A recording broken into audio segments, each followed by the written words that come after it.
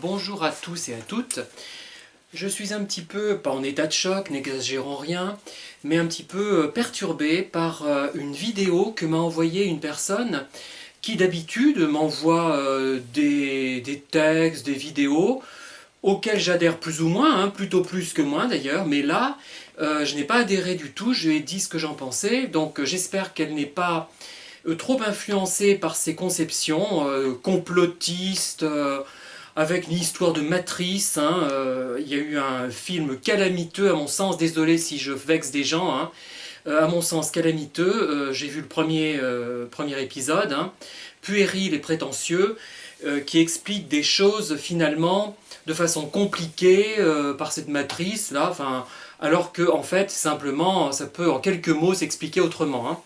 Donc ce sont des gens qui veulent se rendre intéressants. J'espère que vous ne faites pas partie de cela, parce que là c'est vraiment embêtant. Mais vraiment, ces histoires de complot, de matrice, d'absurdité comme ça, non, moi je n'adhère pas du tout à ça. J'ai fait quelques études quand même, je ne suis pas un génie, mais tout de même, j'ai ma fierté, je trouve que c'est un peu inadmissible de développer des choses pareilles. Après, tout ce qui est, comment dire, conception personnelle que vous pouvez avoir, qu'elle soit religieuse, je sais pas, chrétienne ou bouddhiste ou quoi que ce soit, là je peux y adhérer et comprendre, mais là vraiment, ces histoires-là, non, non, c'est pas mon truc, et ça ne le sera jamais. D'ailleurs, j'ai répondu un petit peu vertement à la personne qui faisait les vidéos, parce que c'est inadmissible, je comprends pas. Il y a tellement de choses intéressantes dont on peut parler. Pourquoi se perdre dans des élucubrations pareilles? Voilà, mais je ne suis pas là pour vous parler de ça, ça m'est venu puisque juste il y a quelques minutes j'ai terminé de regarder cette vidéo, enfin je ne l'ai pas terminée parce que c'était insupportable, et je vais venir donc à un témoignage que j'ai mis longtemps avant de vouloir diffuser, puisque la personne ne voulait pas qu'on la reconnaisse, et pour qu'on ne la reconnaisse pas, il fallait que j'évite de lire intégralement son témoignage mot à mot, comme j'ai pu le faire pour d'autres. C'était un peu plus délicat, donc j'en ai retenu quelques idées, et je m'étais rendu compte avec les autres témoignages que j'avais lus que comment dire, la personne qui était à l'origine du témoignage était satisfaite, finalement ça l'aidait, mais les auditeurs n'étaient pas forcément réceptifs à cette forme de vidéo. Donc là, je vais procéder un petit peu différemment. Alors, déjà, la personne, ça commence bien, elle me raconte, elle me dit que mes vidéos l'ont bien aidé, m'ont vraiment aidé, et lui ont permis de comprendre les problèmes auxquels elle était confrontée. Donc c'est très bien. Ça fait du bien d'entendre ça, de servir à quelque chose, c'est toujours agréable. C'est ce qu'il y a de plus important finalement. Ça dépasse tout, évidemment. Alors voilà ce qu'elle nous raconte. Une rencontre soudaine avec un monsieur, donc, alors qu'elle était séparée, elle s'était séparée de son ancien compagnon, elle rencontre le fameux monsieur T. Non, ce n'est pas comme dans Rocky le 2, je crois, l'œil du tigre, il me semble. Il y a monsieur T qui joue le rôle d'un des boxeurs, mais c'est pas ça, c'est un autre qu'elle appelle monsieur T. Voilà. Voilà. Donc, ils étaient ensemble depuis 2 ans, et elle vivait avec ce monsieur dans un appartement depuis moins d'1 an.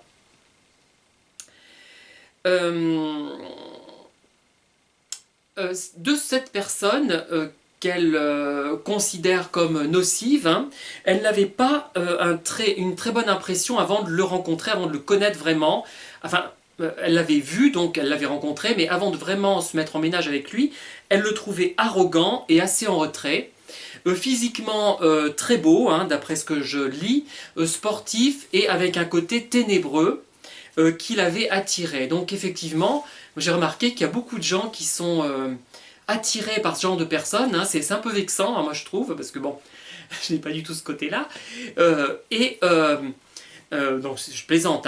Et en fait, on se rend compte que les gens confondent finalement amour, aimer quelqu'un, être amoureux ou être émoustillé. Et là, on est plus, j'ai l'impression, dans l'émoustillement, dans la fascination. mais la fascination qu'on pourrait avoir pour un serpent. Hein.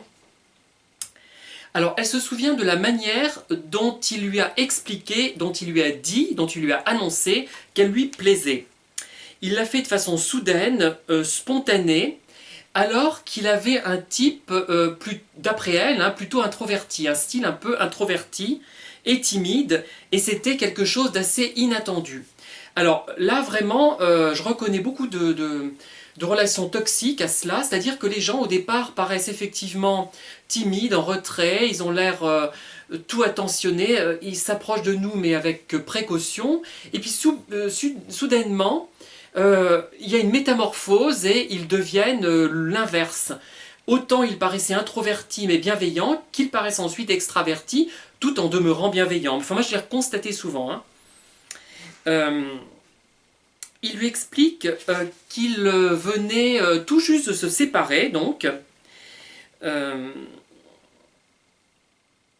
Elle est donc notre héroïne, elle est touchée par ce qu'il lui raconte, mais elle n'est pas ouverte à ses avances, peut-être qu'elle n'est pas prête, et il continuait pour autant à tenter de la séduire. Hein.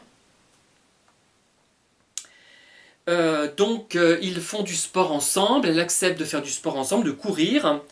Il lui donne soudainement un baiser, il est très entreprenant, alors qu'au départ, comme je vous le rappelle, c'était plutôt quelqu'un d'introverti, même si l'introversion en elle-même n'a pas vraiment de sens, c'est plutôt le contexte qui fait qu'on est plus ou moins extraverti. Bon, il y a des contextes où je suis très extraverti et d'autres très introverti. C'est plutôt, moi je fonctionne plutôt en fonction du contexte et la psychologie expérimentale hein, que j'ai subie, j'ai envie de dire, non pas subie, joue beaucoup sur l'influence du contexte plus que de la personnalité. En fait, moi je pense qu'il y a une personnalité qui varie en fonction du contexte. Les deux approches peuvent coïncider. Donc, finalement, elle se laisse apparemment séduire. Il a 25 ans et elle 30. Hein. Et elle se sent en quelque sorte dépoussiérée par cette relation. C'est intéressant. Hein. Ce qui la séduit, c'est le côté enfant de cet homme. Bon, ça renvoie encore à nos chers pervers. Hein. C'est vrai que c'est un côté qui peut effectivement séduire. Mais elle trouve qu'il fait preuve quand même de maturité pour les sujets qu'elle estime importants. Voilà. Elle ressent en lui une volonté de la connaître et elle a le sentiment, ça la rend un petit peu unique, elle a le sentiment d'être rendue unique. Voilà, oui, c'est ce que je comprends.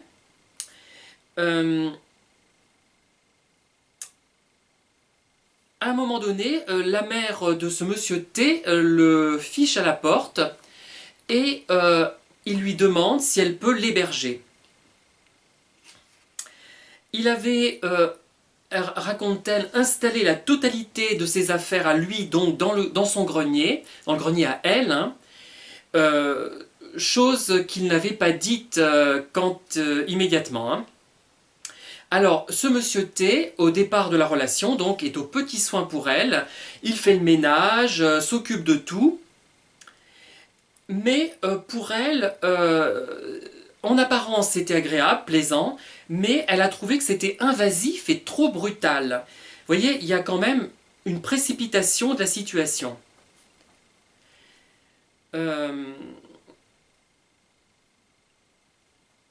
Sur certains sujets, qu'elle estimait importants, sur lesquels elle le questionnait, il demeurait vague. Elle en avait conclu qu'il avait une grande sensibilité qu'il s'efforçait de dissimuler. Alors ça, nous qui avons connu des pervers, on a fait au départ effectivement ce type d'hypothèse. On se dit, ah ben, c'est quelqu'un de très timide, de très pudique, qui n'ose pas exprimer ses impressions et ses sentiments. Et d'ailleurs, c'est parfois ce qu'ils nous disent. Hein. Voilà. Il chamboule, nous dit-elle, son quotidien. Et malgré le fait qu'elle se sente un petit peu envahie, elle se trouve de plus en plus emballée et enthousiaste. Et donc, il a été mis dehors de chez sa mère, nous dit-elle, et il ne parvient pas à trouver de logement, ce monsieur. Hein. Bon. Et il lui demande donc si il peut rester. Et il reste chez cette jeune femme pendant 3 mois et demi. Elle vit avec lui des moments intenses, de plus en plus intenses et forts sur le plan émotionnel. Elle se sentait euphorique, pleine de joie, mais avec le sentiment quand même que les choses allaient trop vite. Voilà.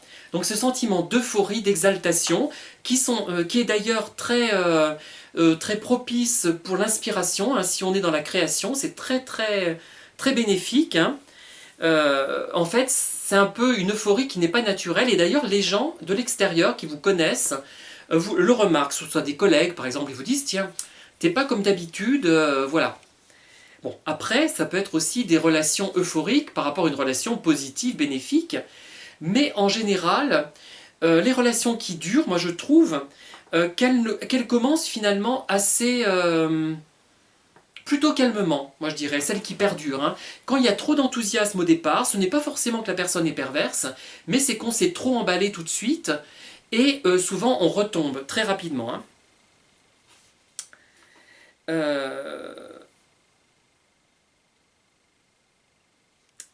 Donc, comme elle exprime que finalement l'appartement est un peu petit pour 2 personnes, apparemment 54 mètres carrés, effectivement, hein, ça dépend si elle habite Paris ou la province, hein, et elle lui explique, et il paraît très contrarié à ce moment-là. Euh,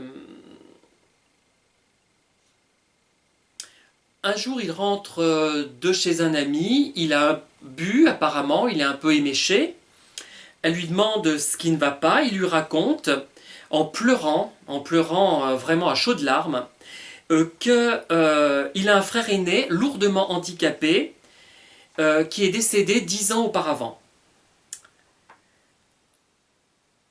Mais il ne donne pas tellement de détails sur la personne qui était son frère.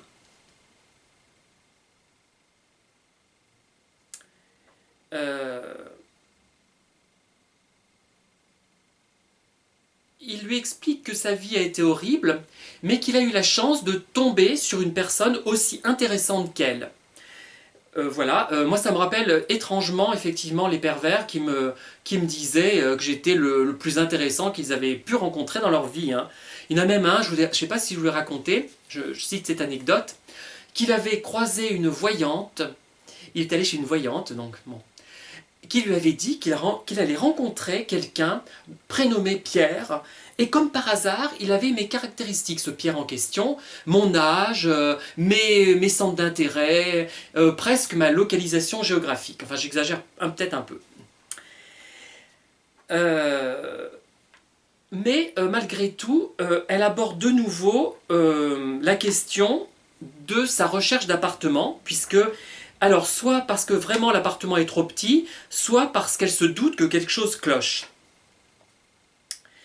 Alors, il le prend apparemment très mal, il bondit du canapé sur lequel il est installé, il prend un sac d'affaires et se dépêche de le remplir. Et il s'en va, en fait, hein, une réaction soudaine.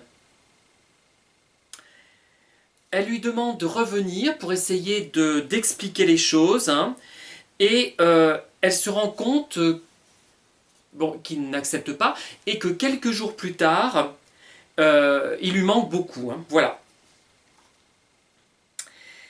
Euh, En fait, bon, il s'est vexé. Bon, après, ça peut se comprendre. Ce n'est pas forcément quelqu'un de pervers. Il a pu se sentir rejeté. Bon, après, c'est à vous, auditeurs, de me dire après comment vous percevez les choses. Hein. Je n'ai pas vécu cette situation. Et là, j'essaie de la résumer. Peut-être que je suis dans l'inexactitude, en la résumant un peu à outrance. Hein. Alors, ensuite, s'ensuit un silence radio, nous explique la jeune femme, de 2 semaines environ. Elle est à la fois vexée, triste, et elle se culpabilise de l'avoir mis au pied du mur par rapport au logement. Donc comme je vous l'ai dit, ce logement, ça peut être soit parce qu'il était réellement trop petit, soit parce qu'elle pressentait que ça allait trop vite. Mais elle est amenée à le rencontrer 2 semaines après, et le contact qu'elle a avec lui reste froid et distant. Il lui demande donc de récupérer un objet qu'il a laissé chez elle, hein, qu'il aurait oublié chez elle. Hein. Il lui demande si il peut venir, hein, elle lui explique qu'elle ne peut pas, si je comprends bien, oui, et il ressent il ressent de la colère, apparemment il exprime de la haine et de la colère. Hein. Voilà. Ensuite,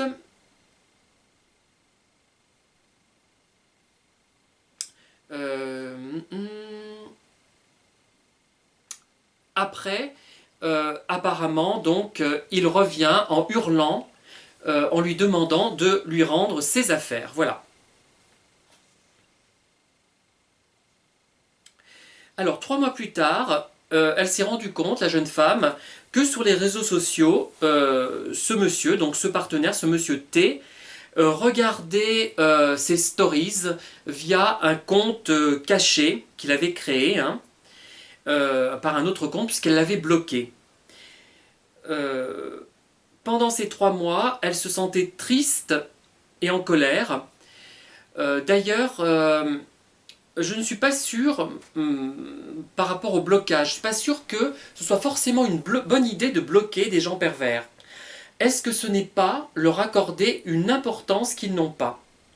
La question, je la pose, hein. C'est à vous de voir.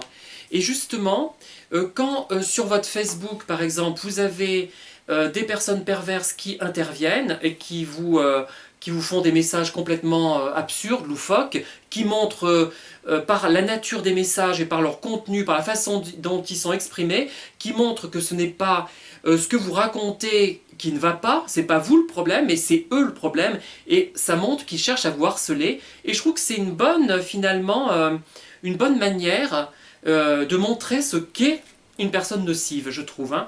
Vous me direz ce que vous en pensez. Hein.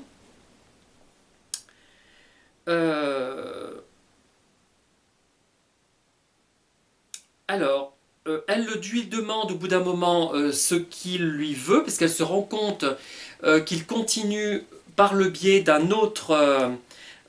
d'une adresse cachée à regarder sa story, et elle lui demande donc, il ne répond pas, mais il a bien lu le message, et 2 jours plus tard, il lui dit qu'il a peur de se prendre un coup de bâton.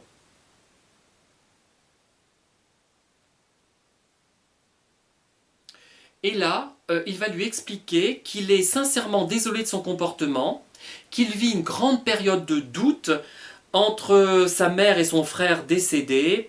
Il lui dit qu'elle est une fille absolument extraordinaire, il la flatte, donc voilà.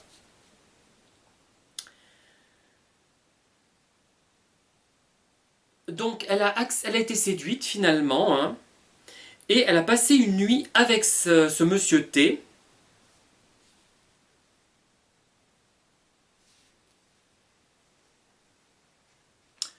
Et voilà, je vais en rester là pour cette fois.